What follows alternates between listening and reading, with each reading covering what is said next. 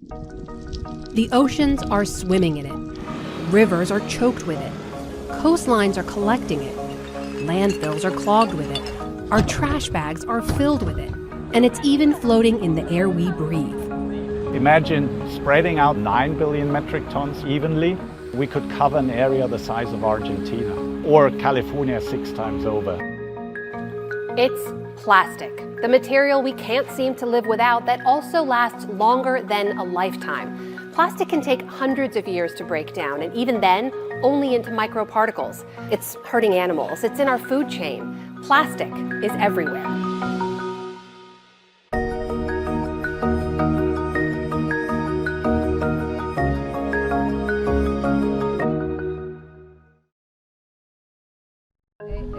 For more than a year, my PBS NewsHour colleagues and I traveled far and wide, reporting on what experts call one of the largest environmental threats to our planet. In this special report, we go farther. Plastic pollution is becoming a worldwide crisis. And dig deeper. So how is that really helping the problem? To figure out if and how we can fix our plastic problem. I don't think we can keep on living and moving forward the way that we have. I spent time with the Popa family in Toronto, Canada, who were in the middle of a plastic purge. Mom Vicky made a New Year's resolution to consume less and reuse more. She's now working to get the entire family on board. Plastic gets into the ocean and then fishies eat it and then they get sick. We're sort of telling our family and friends as well that we want to live this lifestyle. We're trying to reduce our impact on the planet. We're trying not to accept packaging and plastic and bring it into our household. And they do actually listen. And so I notice a change. But thousands of miles away from the Popa family, on one of the most remote islands in the world, the plastic problem is only getting worse. This is Easter Island, or Rapa Nui as locals call it. Sitting in the middle of the South Pacific, its closest neighbor is more than 1,000 miles away. All along the rocky coastline, chunks of plastic are easy to spot. Not so easy to spot, the microplastic hiding in the sand, as my NewsHour colleague Jeffrey Brown found. This is microplastic, this is a rock, this is a plastic. For cleanup crews here, it's a never-ending battle. Maybe if clean all day, it's not possible. Cleaning all day is not enough. It's not enough because the center for the plastic is not here, it's there. Yeah. It's terrific. The trash is mostly coming from what's called the South Pacific Garbage Patch, an enormous swirling vortex of marine debris swept up in ocean currents and collected into a trash mass 1.5 times the size of Texas. That patch was discovered in 2017, 20 years after scientists discovered the Great Pacific Patch, 2 swirling masses of debris 3 times the size of France. On the shores of Easter Island, Ana Maria Gutierrez does what she can to organize beach cleans. Es deprimente. It's depressing because you find all kinds of plastics, from buoys to shoes, even car parts, everything. It's like a dump, but in the ocean. It just arrives. But the worst is that because the waves hit the coast, the bigger plastics get smaller and smaller, and it's very difficult to remove them because you have to move very big rocks along the coast and the trash just gets inserted in them, and it's becoming part of nature. The world is trashing the ocean, and that trash, we're receiving it in our coast, in Rapa Nui. It's like someone putting a gun in your head and telling you, you must receive that. Pedro Edmonds Paua is the longtime mayor of Hangaroa, Easter Island's one town. He says over the years, the plastic problem has only gotten worse. It's coming from everywhere. It's too much. Every year is more and more. And those tides of plastic aren't just a blight on the landscape, they're hurting wildlife around the world. According to one study, if current production trends continue, by the year 2050, there will be more plastic than fish in our oceans. When they come up into the nest. In Costa Rica, my colleague John Yang learned how plastic affects an already endangered species. This is stuff you've just picked up on the beach. I literally just found this here. Yeah, this is a really clean beach. Plastic gets into the marine environment. It breaks down into tiny little pieces called microplastics, and anything that eats in the ocean will inadvertently eat plastic. That's killing turtles. Up in Florida, they've got a hospital now where when a turtle comes in, they no longer say, does the turtle have a plastic in its belly? They now say how much plastic is in the turtle. Oh my God. In 2015, a marine biologist's video went viral, documenting the painful process as she removed a plastic straw stuck in a sea turtle's nose. Oh, man. What happens is the turtle comes up to breathe and inhales the straw, and then they get lodged in their faces. And this is becoming more and more common. It's not a one-off anymore. In the Philippines, a whale washed ashore in 2019 with nearly 90 pounds of plastic in its stomach. Seals are getting caught in fishing nets made out of plastic. They're called ghost nets, abandoned by the fishing industry, and an estimated 640,000 tons of them are floating in the ocean. That's 10% of all known ocean plastic. And it's not just turtles and seals that are at risk. Scientists say nearly every seabird now eats plastic trash, mistaking it for fish. Even here, the Mariana Trench, in the deepest part of the ocean, plastic has found its way more than 6.5 miles down. Oceans get a lot of attention, but experts say the problem is much bigger than that, including here, the largest freshwater system in the world. On the shores of Lake Ontario, one of the 5 Great Lakes, we combed the water's edge for plastic with ecologist Chelsea Rockman. Here's some plastic, here's some plastic, here's some plastic, and then you don't have to look very hard to find it. On some beaches, we found big chunks of plastic. Along another part of the shore, microplastics. But the thing that sticks out to me the most here are all of these kind of perfectly spherical little pellets. Yeah, what are those? I noticed those too. They're different colors, right? Yeah, they're different colors. These are pre-production pellets. There's a lot of plastic production facilities just north of here and in Toronto in general. And so what we see here is basically spillage. These things are lightweight. They make a ton of them. When they're moving them around on the shipping dock or in the facility or transporting them, they blow away easily. They can end up spilling on the dock, they go down the drain, and they end up here. Okay, so this is all rinsed out now. Rockman uses a sieve to collect samples of the microplastics, then takes them to her lab to study their makeup. What happens is over time the sun degrades the bigger things into smaller and smaller pieces, so this is like one stage in the breaking down, and then if we look in here you can see some bits of fragments that aren't perfect pellets, that are further down in the process. So they just break down smaller and smaller and smaller until you have a greater quantity of smaller pieces of plastic. But the point is they never go away.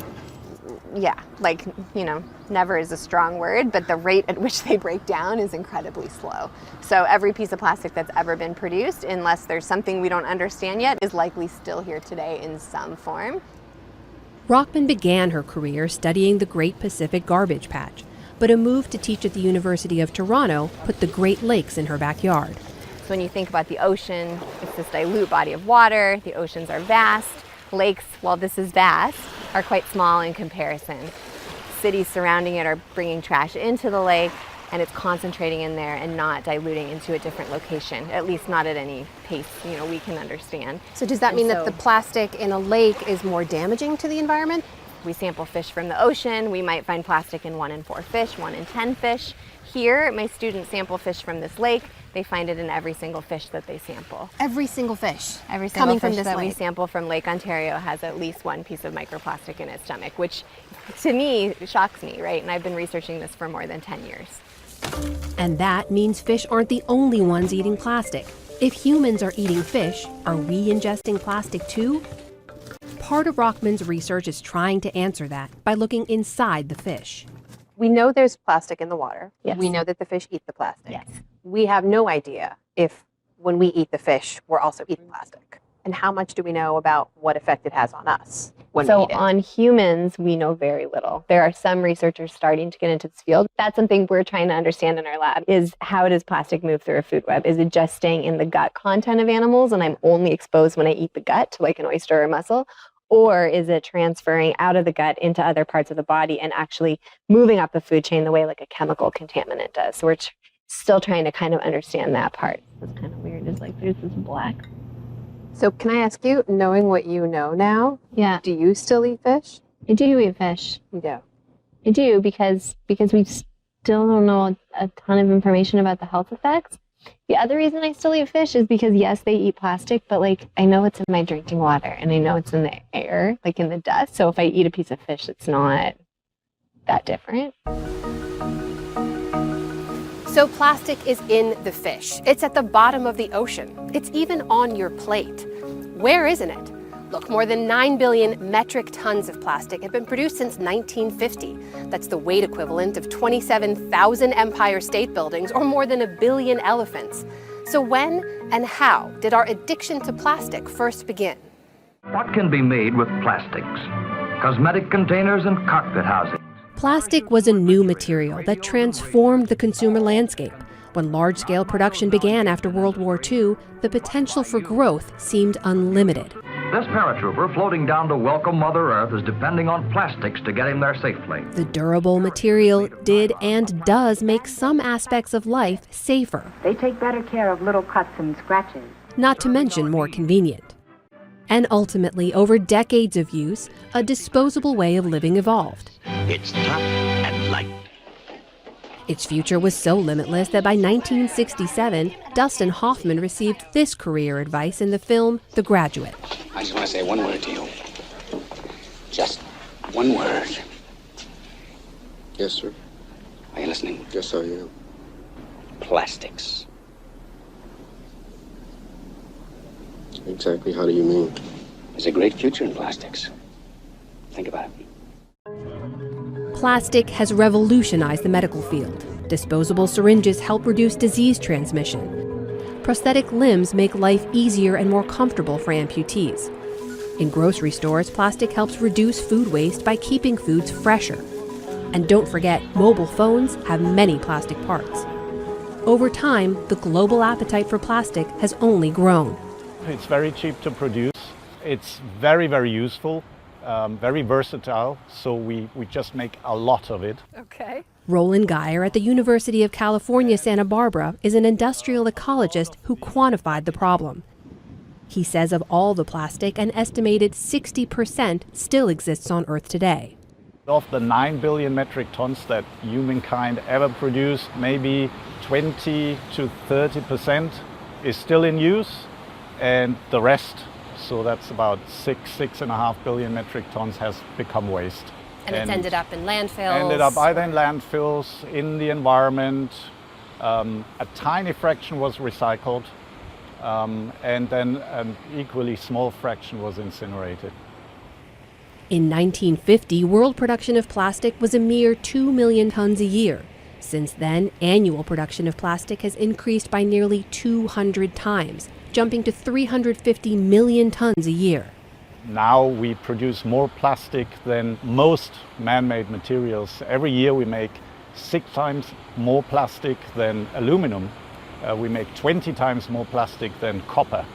And even metals corrode and erode, so they would eventually sort of go back to the natural environment.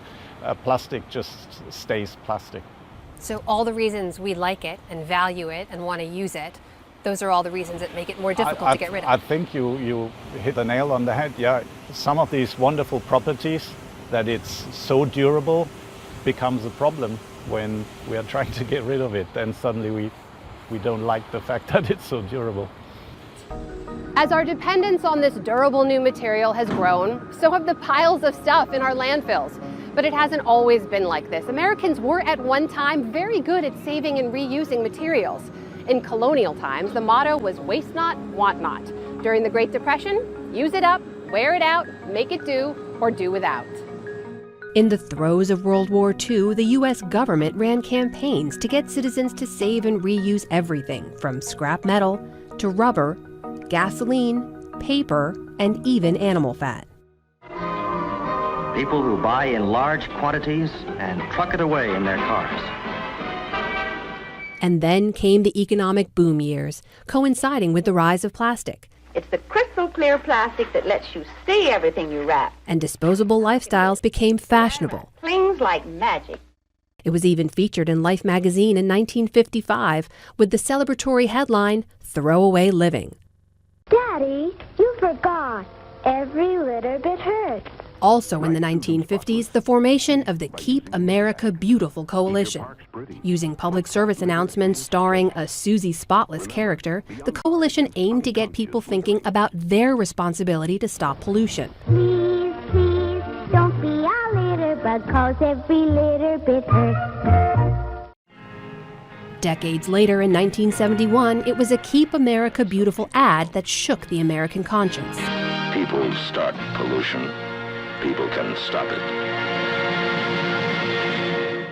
The Keep America Beautiful Coalition was founded and funded in large part by the beverage and packaging industries, the same companies producing much of America's plastic. Since that campaign, we, the American people, have been sorting, weeding out, and sorting some more, all with a certain sense of responsibility. Every day, an estimated 750 tons of material flow through this process. And every step along the way, just like this one, is designed to remove one more material. For an ultra-durable material like plastic, the goal of this system was to get us to use less by reusing what we'd already made. But that requires people buy into and participate in the system. The global recycling rate we estimate as 9%, so it's very, very poor. And it hasn't even improved all that much. The current recycling rate in the US is barely 10%, but even in Europe it's like 30%. I would say that the way we recycle plastic at the moment is not part of the solution. I would even go as far as saying it's part of the problem. Recycling is part of the problem. Why is that? So even recycled material, you can't cycle it forever. Eventually, you have to dispose of it. So the only way to reduce disposal is make less plastic, and that's the only benefit of recycling. One reason, the sheer volume of waste created around the world. Americans alone create 4.5 pounds of trash per person per day. As a country, we generate a third of all waste in the world. In a best-case scenario, we'd recycle as much of that as possible.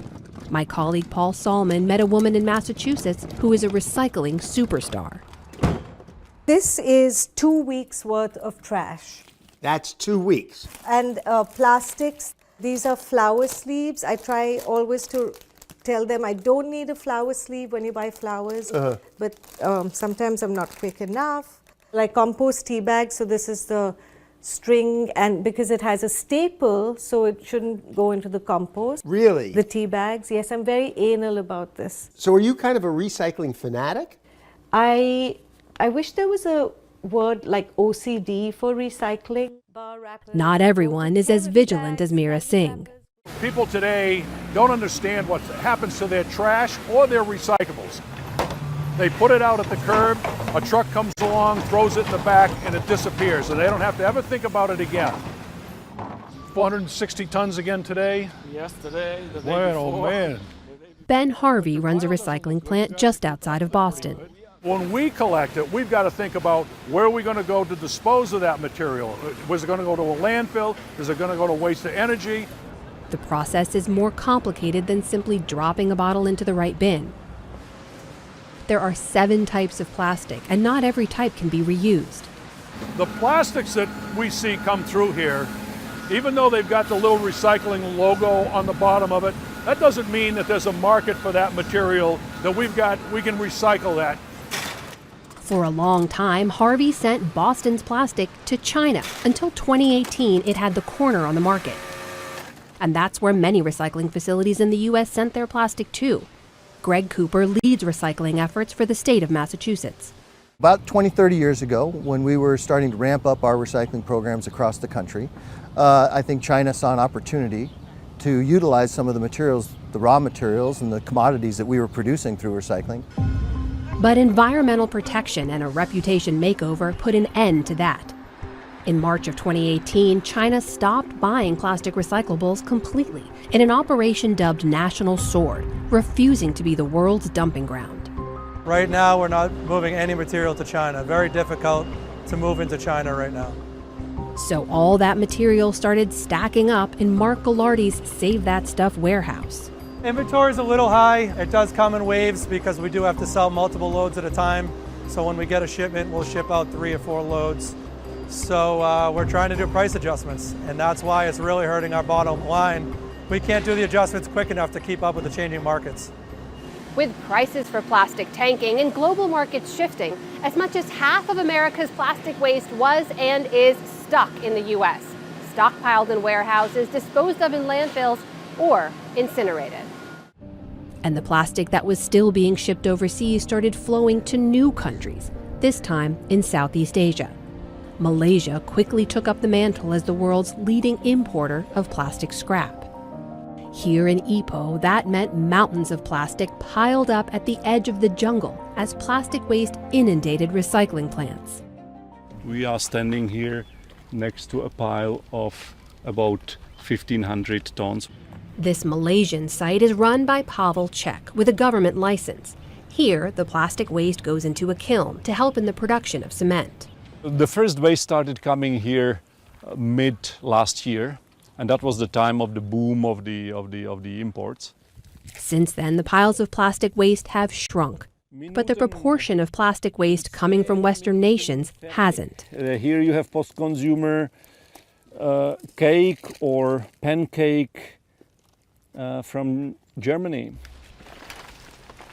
Can you make anything out of that? Yeah, USDA organic. So here you have some organic American vegetable packaging. Here we have a Pepsi bottle with no local printing. Cech sees real value in the global trade in recyclable commodities, but not in plastic scrap. Mixed waste, non-recyclable waste definitely should not be traded. It has to be a product. It has to be raw material, but it must not be a mixed, non-recyclable liability of one country to be passed on to another country. Because then you see the greed, then you see that for money people are ready to do bad things. Cech's site is legal, but illegal sites like this one we secretly filmed have been popping up all over the country as the opportunity to turn a profit grows. One way to get rid of the plastic waste? Burn it. That illegal activity spurred citizen activists to take action. They used drones to find the worst offenders, then lobbied the government for change. As the influx of plastic waste grew, the Prime Minister took notice. We cannot accept that kind of idea that waste from rich countries should be sent to poor countries. We don't need your waste because our own waste is enough to give us problems. Before long, in October of 2018, Malaysia, like China before it, banned new imports of plastic waste. Malaysian officials turned away arriving shipping containers filled with plastic from Western nations that were being smuggled in, destined for illegal sites. In front of a crowd of media, the Malaysian Environment Minister showed off what was inside. Whoever that sent their waste to Malaysia, whether it's e-waste, whether it's plastic waste or whatever waste, we will send it back. And we will fight back. Even though we are a small country, we cannot be bullied by developed countries. The crackdown had the unintended effect of pushing illegal sites into more unpopulated areas, away from the eyes of law enforcement. And now plastic waste smugglers are taking their business away from the cities and deeper into the jungle. The burning sends a toxic brew into the air. Sunny Neo is an activist working to stop the illegal activity. He uses a particle counter to take air quality readings. Anything over 35.4 is considered unhealthy.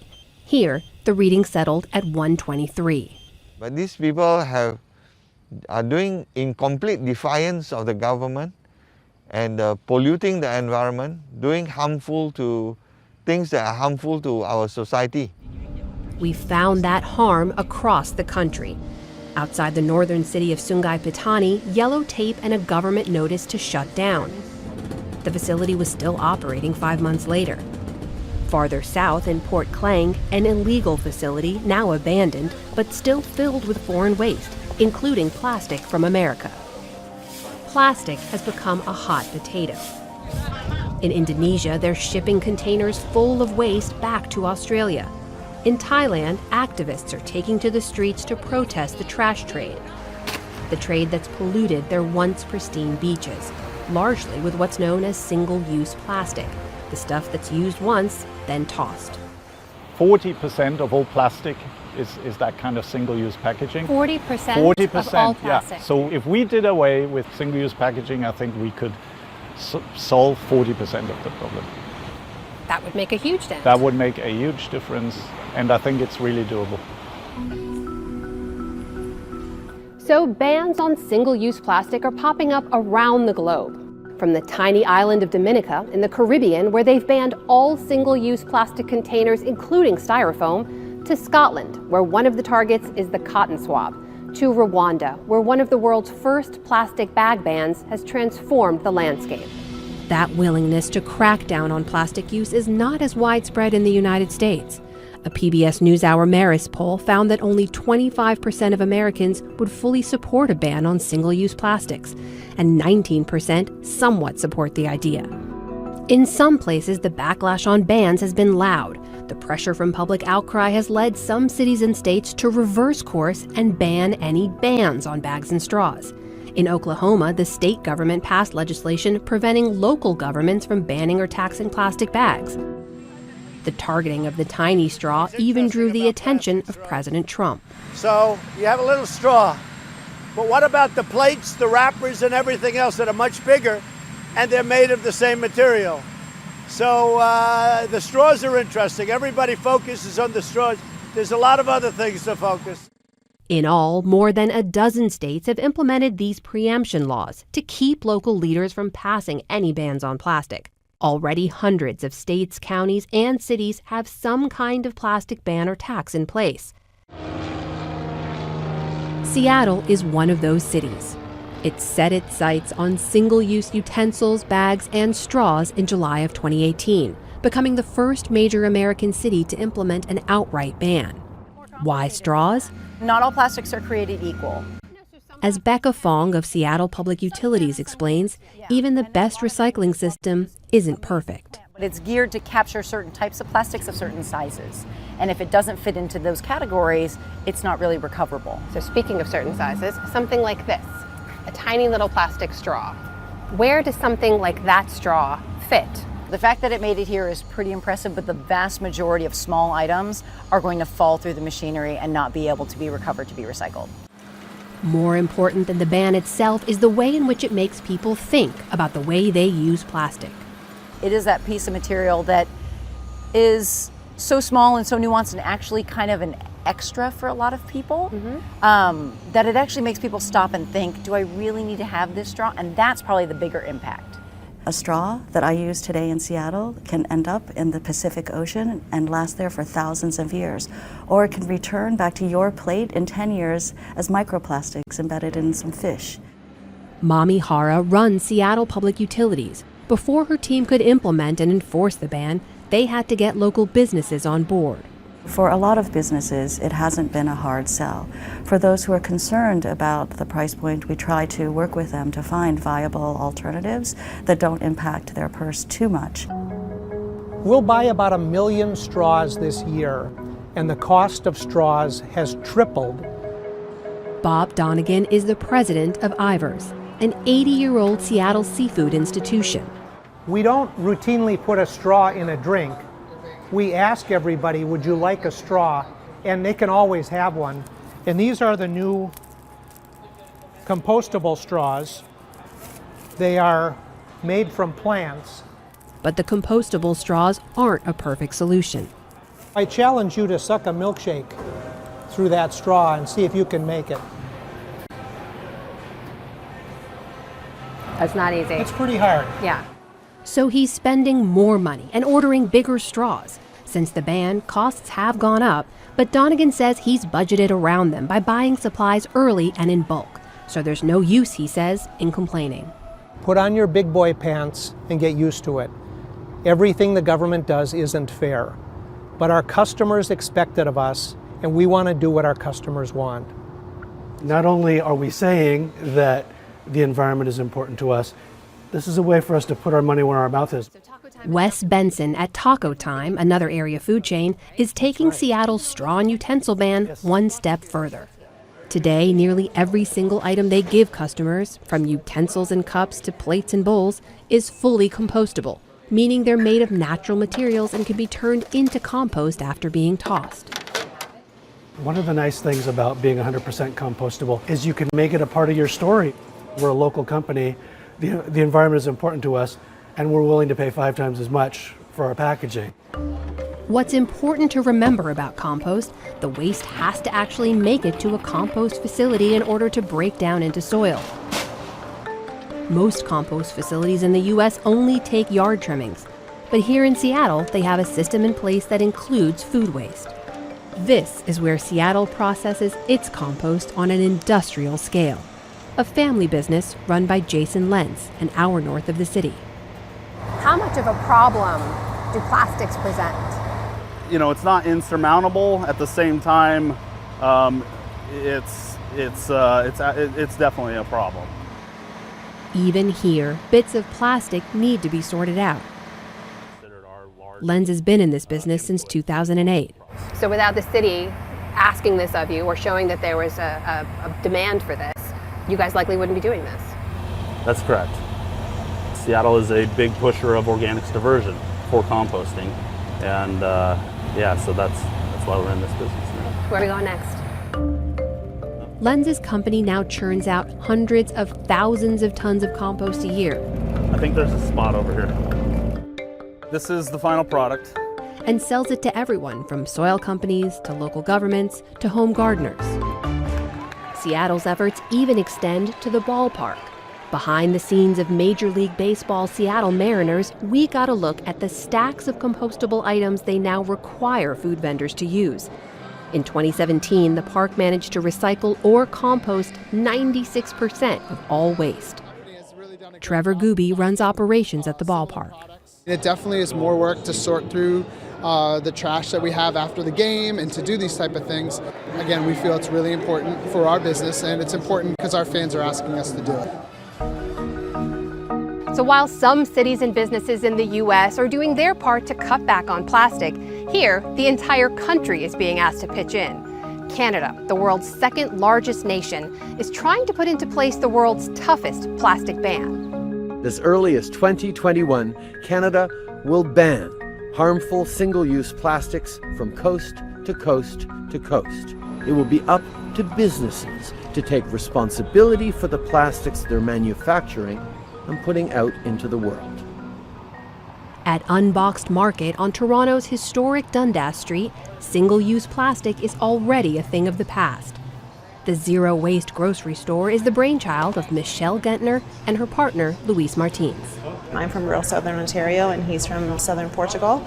It was very much a need to recognize access to food and quality ingredients and things that are always fresh. And when you grow up near or on farms, you have constant contact with those items. So you can touch your potatoes, you can touch your corn, you can see it, you can smell it. And with everything that's happening in the environment right now, that excess packaging and plastics and single-use wrappers and everything just seemed daunting. And so we wanted to avoid it as much as humanly possible. Shoppers here bring their own containers to transport everything home. Somebody in the winter had a glove and they put eggs in each of the fingers of the glove so that they wouldn't bang together. However you like. They put eggs into a glove. Into the glove. Yeah, it was amazing. So milk. Milk. You go through so much milk in my house. Yes. How do I get milk here? Milk is a fun thing for a lot of people. It's on tap as well. So if you didn't bring a container, you can grab one that we have. Okay. Same process always. Yep. Any size, yep. So just open that. And then there's a little spout underneath here, so just line your jar up. Yep, and then just pull up slowly on the handle. Oh, yep. And fresh milk. All right. But even here, to help keep some food fresh, they rely on plastic. Now, can I ask you about one thing? Yeah. Obviously, these are made of plastic. Yes. So you've got plastic in the store, right? We do. It's deliberately single-use plastics that we're trying to avoid. These will be used, have been used countless times, will continue to be used countless times. It's not the same as a throwaway wrapper around a straw or a chip bag or those individual single-use products. This is meant to be a sustainable long-term product. Okay. Unlike in the US, people here seem to be more on board with cutting back on single-use plastic. Polling shows 81% of Canadians support the idea of a ban, and a majority would also be willing to pay more to help reduce waste. When the scale of the problem is so big, though, this is what we hear again and again from people who are trying to make a difference. Yeah. How do you even think about it, day in and day out? It's all I think about. It's all I think about all day. I think that there is an overwhelming, this is a lot, we can't do it. But what I say to customers who come for the first time and they're trying to think of a way to transition in their own environment, don't look at your whole house. Look at one room. Look at one section of your room. Broccoli? Yeah, can you help me put in the fridge, Alex? Vicky Popa shops at Unbox Market every week in her quest to banish single-use plastic. I think we don't have a choice to not do something. I think we know the problem's there and we may not be able to reverse what's been done, but I don't think we can keep on living and moving forward the way that we have. Do I think we're making a difference? In some ways, yes. As a family, we are making a difference. I think the biggest impact we could have is to pass it on to our kids. 6-year-old Bella has been paying attention. Is plastic a big problem in the ocean? Yes. Why is it a problem? Because the animals eat it and then they get sick. Do you think that most people know about this? No. No? Why don't they know about it? Because they don't really think about the planet. Why should we think about the planet? So it could stay healthy and then all the animals could be healthy and then all the animals could be in the ocean. Canadians might support a plastic ban, but what about companies? Under the government's proposal, companies would be responsible for the plastic long after they make it and sell it. Unilever is a global company with dozens of recognizable household brands. Dove shampoo, Lipton tea, Vaseline, and many are packaged and sold in some form of plastic. Unilever not only signed the New Plastics Economy Global Commitment, an initiative from the Ellen MacArthur Foundation targeting plastic pollution at its source, it also just pledged to cut in half the amount of non-recycled plastic it uses by 2025. Its annual plastic packaging output is nearly 700,000 metric tons. We are not going to do away with plastic. It is in too much of too many things that we have in this world, well beyond any packaging that I put in the marketplace. John Coyne works on sustainability issues at Unilever Canada. What I think we need to try to do is try to apply ourselves to the waste issue. How do we take recycling rates from 11% to a much higher number? By saying it's more of a plastic waste problem instead of a plastic problem, Sure. aren't you really just shifting a lot of the burden more to the people who are using the plastic instead of the people like Unilever who are making it? No, I don't think so, because, and some people have made the argument that somehow consumers are responsible for this. No, I don't accept that. If we have ownership over that material that we can recover, we are in a better position as businesses to reutilize that material. Recovering and reusing the plastic is more important, Coyne says, than efforts to ban it. The volume of material that we are recovering from the marketplace is still so low that I don't know whether or not a ban on any single-use plastics is going to have a material impact on that. How would it not? Doesn't that mean that a significant amount just isn't going out into the environment in the first place? I don't know what proportion of the overall plastics that is. Well, it's about 40% by global estimates. No, I don't think it's that high at all. I don't think, it depends how you, it depends how you define single-use plastics. How do you define single-use plastics? Single-use plastics are things like plastic bags and straws, which are the two most common examples, which are only available for use one time. But there are those who will argue that a plastic bag is not a single-use product. Yes, you bring it home from the grocery store, but you may use it 3 or 4 times in the home. But industrial ecologist Roland Geyer says reusing and recycling won't fix the problem, especially when 91% of the world's plastic currently goes unrecycled. The only plastic that does not need to be disposed of is plastic that was never made. That fact poses a big problem for the world's biggest plastic producers. One of those is Coca-Cola. Since the very first Coke was poured 133 years ago, the iconic global brand has used lots of different kinds of packaging, everything from glass and metal to aluminum and plastic. Inside Coca-Cola's archives in Atlanta are shelves and shelves of its historic designs. PET plastic bottles didn't arrive on the scene until 1978. Today, the Coca-Cola Company sells over 120 billion plastic bottles a year. Laid out end to end, those bottles could wrap around the circumference of the Earth 700 times. It's a very big problem that has to be solved. This cannot be done alone. Bea Perez is Coca-Cola's Senior Vice President for Sustainability. If the planet is not stable, if communities aren't thriving, then no one's going to win and business is not going to be successful. Like Unilever, Coca-Cola signed on to the New Plastics Economy Global Commitment and disclosed its plastic production, 3 million metric tons a year. How did that number resonate? Did you think, okay, this is way more than we thought, or how do we bring this down? Well, we want to continue to be more efficient, so how do you bring it down? But how do you make sure that you're actually reusing it so you're not creating new? So part of this is to help to eliminate virgin plastics. So you're not creating new materials you're putting into the marketplace, you're using the ones that are out there again and again and again, and giving that value to the material. A lot of people will look at that and say 3 million tons is quite a lot. Do you have a target in mind for where you want that number to be by 2030 or sooner? That's not part of the target. The target is about the collection. So we want to make sure that whatever's put out there, we're collecting back and reusing.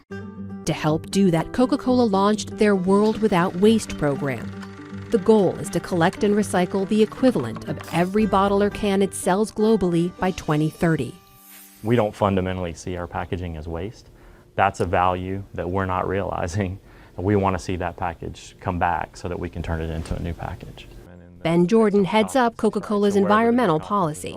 2 billion times a day, consumers enjoy our product around the world, usually out of a package. And when they're finished with their product, they have a choice to make, right? What are they going to do with that package? Many developing countries around the world, you see informal, scavenging systems where waste pickers will find that package. Even if it's littered by a consumer, they'll find it and get it back into recycling because it's worth their time, that inherent value in that material is worth their time. There are places in the world where there's not that inherent value in the material and you need a little bit more. Now, is that a formal waste management system, a curbside recycling program like we have in the US or other parts of the developing world? Or maybe there's something even on top of that that needs to be put in place to motivate consumers to do the right thing with their packaging. Changing the packaging itself to make it more recyclable is another goal of the company. By 2025, Coca-Cola wants all its packaging to be 100% recyclable. And by 2030, the company wants 50% of new packaging to use recycled material. In 2018, that number was at 30%. Some will say it's easy to make it an industry priority when the bottom line isn't too badly affected. Can you commit that even if those things weren't there, that even if the bottom line shifts, if the numbers don't quite add up, does this still remain a priority for Coke? Yes, this is a priority for Coke, absolutely. And so you either pay today or you pay tomorrow. You're going to pay by either losing your consumers who give up in your business because we know, if you look at all of the data coming with this next generation, millennials started it, I'd say this next generation Z is there in terms of purchase consideration. They're saying, I'm not going to purchase brands that do not leave a positive impact or legacy in society. I don't want to feel badly about the products I'm consuming, so help me understand what you're doing to solve these problems. We know we're going to lose consumers if we don't do this. So we're going to pay one way or another, so it's better to invest today, do the right things, and ensure that we also have a strong business because we're doing the right things.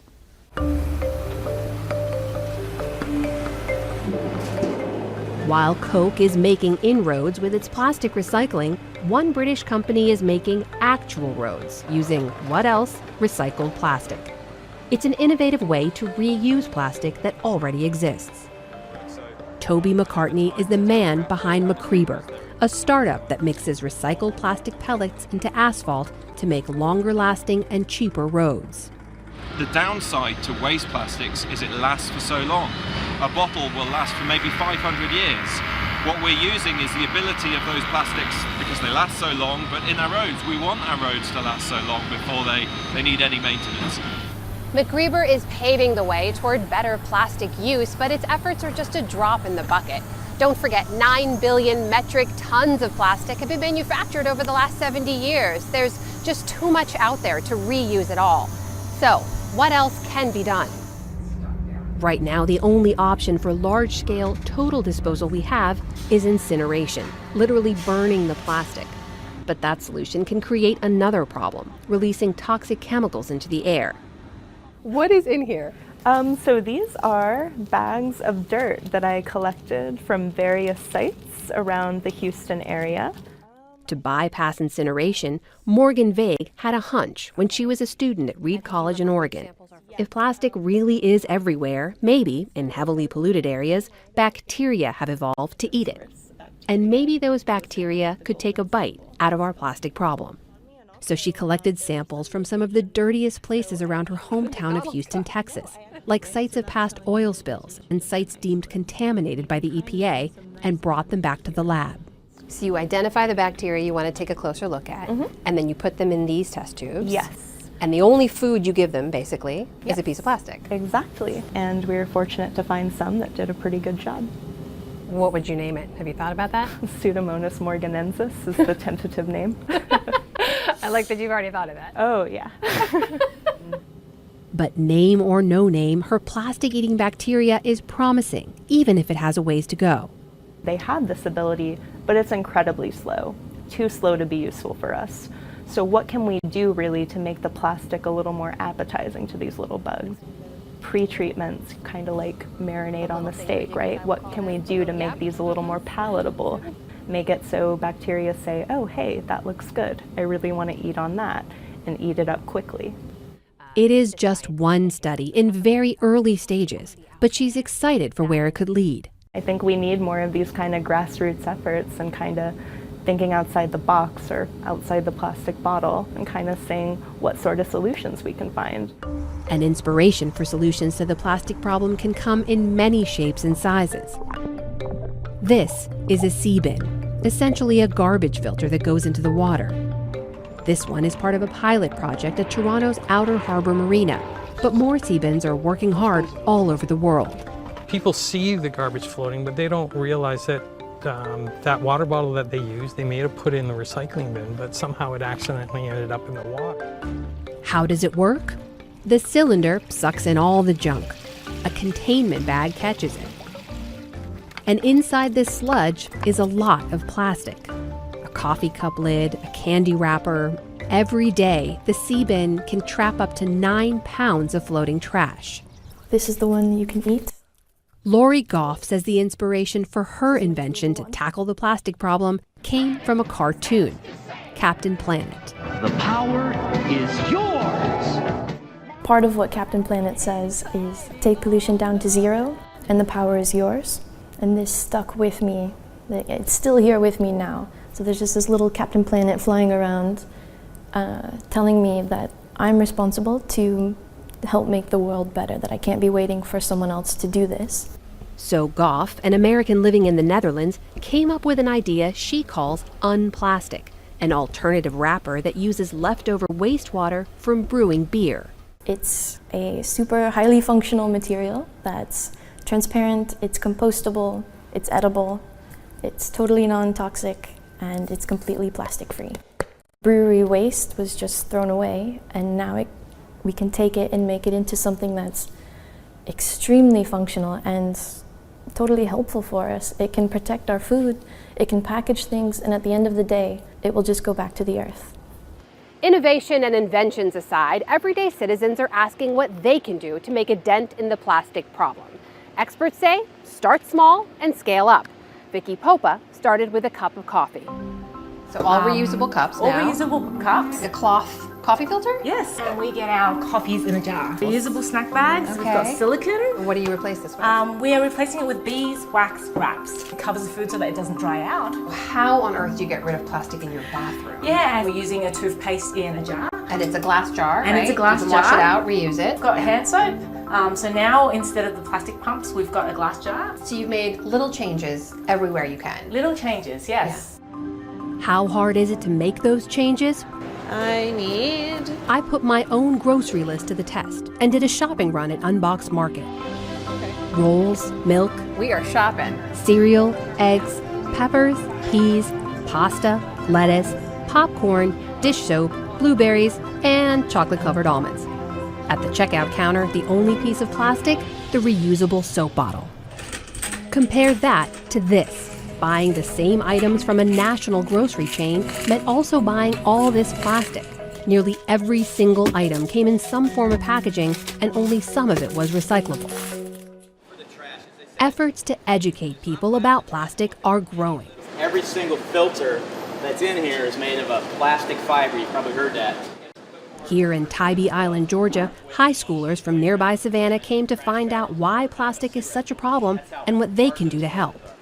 After a brief lesson in how to clean a beach, they picked up their gear and headed out to hunt for cigarette butts and other small pieces of plastic.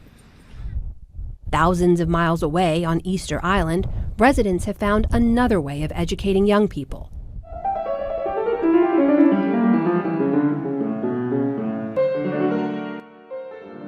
Mahani Tayabi grew up on the island before leaving to build her career as an international pianist. Now back home, she's running a music school built from garbage.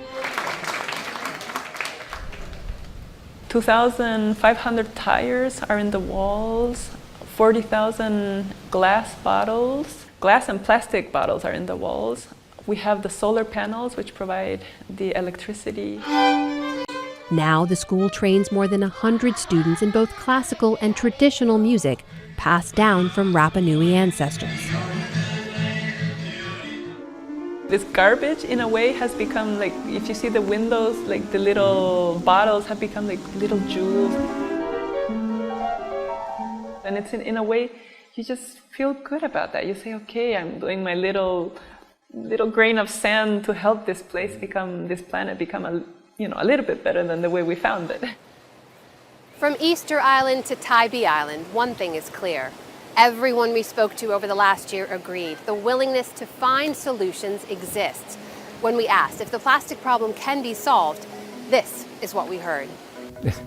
This is not some rarefied scientific principle that people are going to struggle with to try to understand. This is a nuts and bolts infrastructure, jobs, investment, markets, regulatory challenge that can be solved. I think it needs to be fundamental change across the board that's going to be hard, and I think it has to include reducing the amount that we're producing, or at least the amount of waste, having better waste management that builds more into a circular economy, and cleanup. And I think we need people at every level of government, the citizens, and the industry all working together in order to do it.